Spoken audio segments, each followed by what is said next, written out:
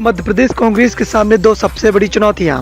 मध्य प्रदेश में इन चुनौतियों को पार कर कांग्रेस लहराएगी जीत का परचम। बीजेपी की तकरार का फायदा उठाना चाहेगी कांग्रेस।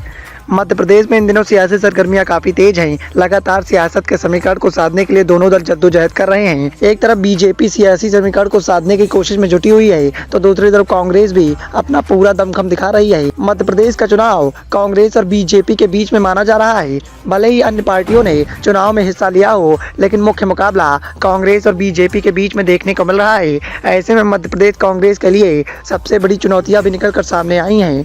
मध्य प्रदेश विधानसभा चुनाव में इस बार कांग्रेस के सामने एक साथ कई चुनौतियां हैं। पार्टी टिकट वितरण के बाद अपने नेताओं की नाराजगी दूर करने में जुटी हुई है। साथ ही पार्टी अपना वोट परसेंटेज बढ़ाने पर भी काम कर रही है, क्योंकि पिछले चुनाव में कांग्रेस और भारतीय जनता पार्टी के बीच में वोट परसेंटेज काफी कम था। मध्य प्रदेश की 230 सदस्यीय विधानसभा में आगामी चुनाव में 17 नवम्बर को वोटिंग होनी है और वोटों की गिनती 3 दिसंबर को की जाएगी।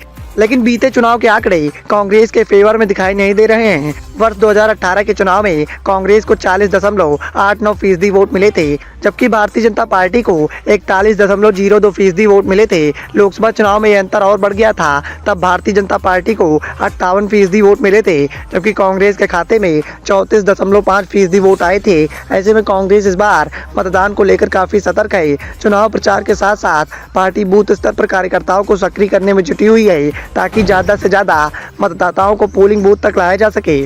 प्रदेश कांग्रेस के एक नेता ने कहा है कि पार्टी अपना वोट हर बूथ स्तर तक पहुंचाने की कोशिश करेगी।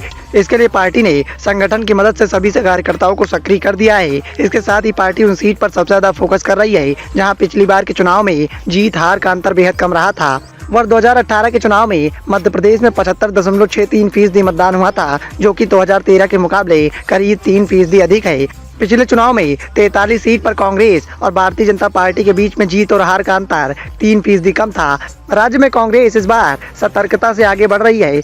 मध्य प्रदेश में कांग्रेस के भीतर टूट के बाद सरकार बदलने और कई उपचुनाव के बाद विधानसभा चुनाव का गणित बदला है। वर्तमान में कांग्रेस के 96, भारतीय जनता पार्टी के पास 127, तो बसपा के पास 2 और समाजवादी पार्टी के पास 1 और 4 निर्दलीय विधायक हैं। लेकिन यदि कांग्रेस अपनी तैयारियों को बूथ स्तर तक पहुँचाने में कामयाब हो जाती है, सिर्फ इतना ही नहीं, कांग्रेस मध्य प्रदेश बीजेपी की टूट का फायदा भी उठाने की कोशिश करेगी, क्योंकि मध्य प्रदेश में सूचियों के ऐलान के साथ ही बीजेपी ने बड़े बड़े दिग्गज नेताओं को चुनाव के मैदान में उतारा है। ऐसे में मुख्यमंत्री पद को लेकर बीजेपी में सियासी खींचतान देखने को मिल रही है और इसका फायदा उठाकर कांग्रेस जीत का परचम लहराने की तैयारी में दिखाई दे रही है।